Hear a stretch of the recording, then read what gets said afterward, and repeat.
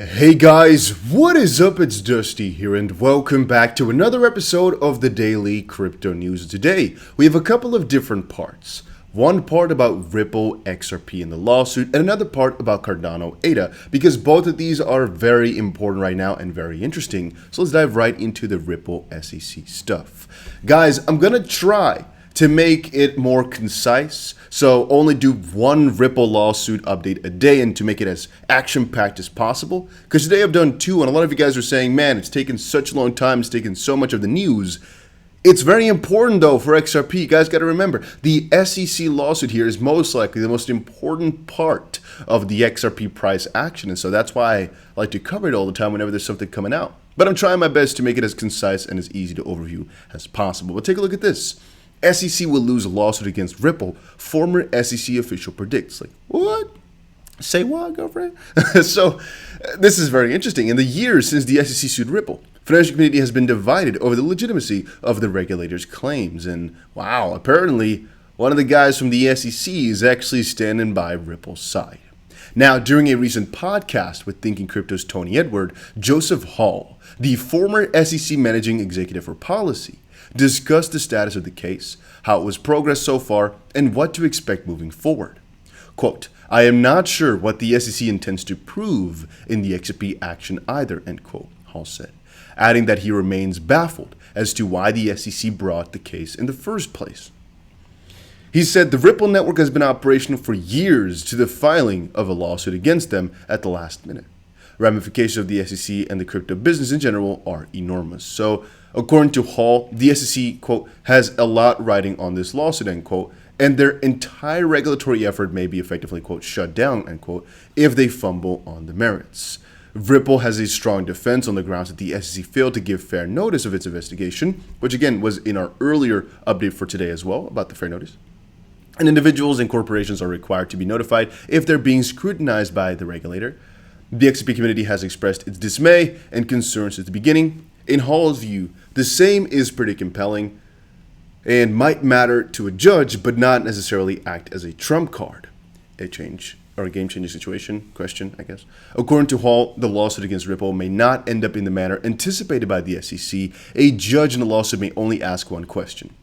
If you are aware that XRP is a concern and you've had knowledge of it since 2012, why only take action now?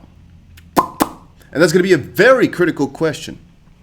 And I really am looking forward to being done with this expert discovery phase so that the real questions can be asked. You know, like, hey, SEC, good, you know, little question, just besides the point. You know, you've known for about 8 years that someone was amiss because you claimed that Ripple should have known something was wrong.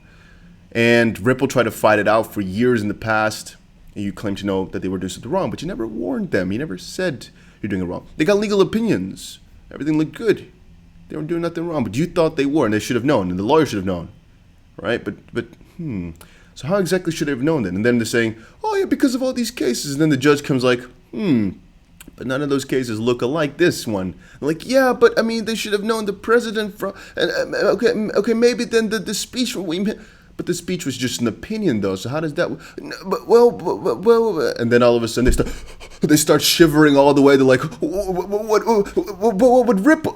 No, we're not trying to claim that. We're just trying to claim that XRP is this, that, because that's kind of what they've been doing all this time. And John Dean is a freaking beast. I've told you guys 1,001 times. Every single day he comes up with a new thread to, you know, definitely get my attention. Because he puts a prediction like this, and I just every single day, I guess I have to read another thread of his, which usually, I know the majority of these parts from, but he's summarizing these things really well. Then again, it kind of coincides with everything that I've said here before, guys. The SEC doesn't really have that many legs to stand on, which is actually quite interesting because they sued Ripple. And you would have thought that a defense would have the difficult part, right? Specifically if it's the government suing a company, but no. And the case against Brad and Chris is over. Or the case against Brad and Chris is over. It was over the day it was filed. There's no way the SEC can meet its burden. The SEC must basically prove the two executives had actual knowledge XRP was a security or was reckless in not knowing. And that's the whole part about the Ripple v. SEC case, not being only against Ripple, but also against two additional defendants, the CEO and one of the co-founders and leader of the board. It's going to be interesting for the SEC to prove that. right? Because I think the fair notice thing summed up twice, right? They kind of have to put an additional layer on top of the fair notice. Not only did they not get a proper warning, the Ripple side then should have also known they were doing something wrong, and they should have actually known per person, or they basically really should have. It's not like they were, yeah, you guys understand, right? Reckless in not knowing or had actual knowledge exposed to security. But I would say it's kind of the same thing as the fair notice defense, but it's, I would say, even a layer deeper. But let's not go too deep into that one today. Had a fun little video. You guys on the freaking interwebs are crazy. The secret, SE secret, becomes clear. As a security.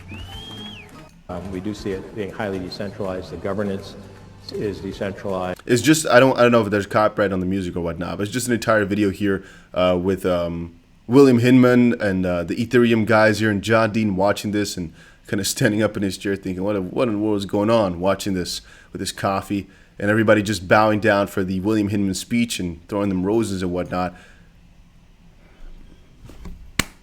Bravo, beautifully made. No idea how you get this done. Really funny. Yeah, give it a very high. Yeah, look at the freaking production value on this. This is amazing.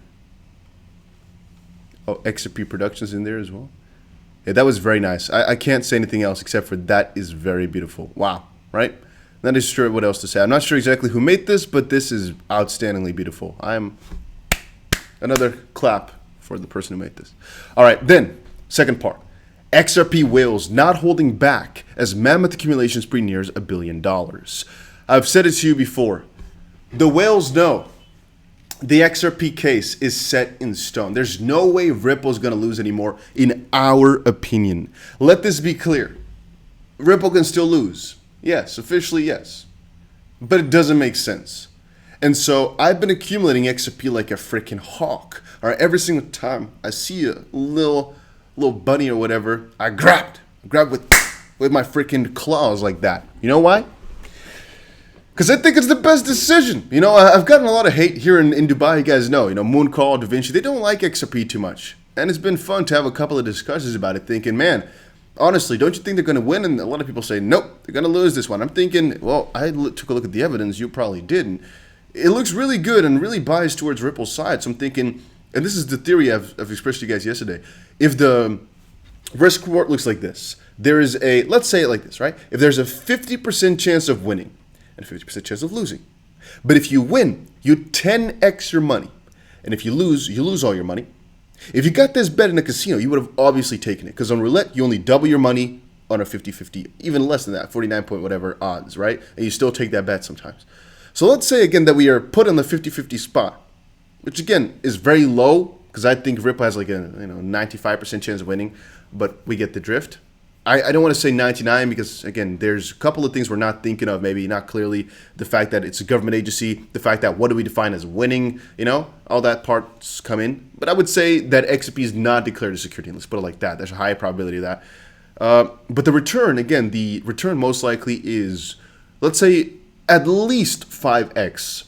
Does it have to be? No, I'm just saying, I'm putting some little lower like baselines here. So let's say there's a 50% chance of winning with a 5x and a 50% of losing with 0x, I guess, or losing all your money.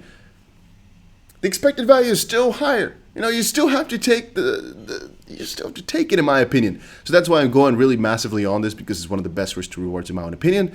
And that's also why I'm not selling the tokens, because I'm thinking, well, how low can it go? But how high can it go? I'm thinking, yeah, it's definitely worth it. And I think a lot of guys are doing that too. Massive hoarders, because they thought about this. They did the calculations for themselves. Having said that, Cardano Shark addresses accumulate nearly half of total supply at 6% in the last 5 weeks. Shark addresses holding 10,000 to 100,000 tokens have accumulated nearly half of all the ADA total supply, which is nuts. Cardano Shark addresses holding 10 to 100k ADA have historically done pretty outstanding job at calling tops. And over the past 5 weeks, these addresses have added 6% more of the overall ADA supply. Right? That's a little bit suspicious. Thinking maybe these guys are onto something. And apparently Cardano is still the top in on-chain activity. They're still doing quite well. Actually second behind Bitcoin right now with on-chain activity. I've told you guys before, Cardano is actually, from the fundamental perspective, doing really well. It's just quite undervalued, or at least it's just not valued as highly as I would have anticipated, because again, undervalued is an overused statement nowadays. It's not as highly valued as I would have anticipated following the on-chain metrics and following the majority of announcements and everything like that for Cardano. They're fundamentally really, really superior. Here, some person saying reduce the total supply of coins first. Guarantee it will more elastic to triple digits of price level. Right now, total supply, it's like meme coin than real blockchain. I'm not exactly sure how that makes any difference whatsoever. It doesn't make a lot of sense. One thing I should quickly tell you guys about supply is the actual supply doesn't matter for anything. It can have a supply of 1 token. It can have a supply of 100 billion trillion tokens. If you guys get my drift, it doesn't matter. Why? Well, if this 1 token, right? You know what? Maybe I should make one just to show you guys as an example. I'll show you guys with a couple of examples, but let's do it theoretical. Let's say I make a cryptocurrency that has only 1 coin. Will that coin be worth more than, a token that has 1 billion? Yes. But what if I make it so that this billion tokens only has, let's put it at 0 decimal. So you can only hold as smallest 1 point, nothing, I guess, coin. 1 token is the smallest. With my 1 token, there's a freaking, whatever decimals. So you can hold 1 billion smaller pieces, basically. So 1 billion small pieces add up to 1 entire token. Is it really different? No, we're just using decimals, but it's the same thing, basically. And that's something that people should, shouldn't over or underestimate. That, the amount of tokens in there don't matter. Meme coins always go for a high number because it's more satisfying to hold, 1 billion trillion tokens rather than only 5, Feels nicer to have, I have 100 million tokens, bro. But that's just the way they've chosen it to be. It could have also been the other way, where meme tokens only went for 1 token or even 10, and then split it up into billions of pieces, so it doesn't really matter. All right, that was it for today's video, though, guys. Hopefully you all enjoyed it. If you did, make sure you press the like button and subscribe, and I will definitely see you guys again in another crypto video later today. Adios, amigos.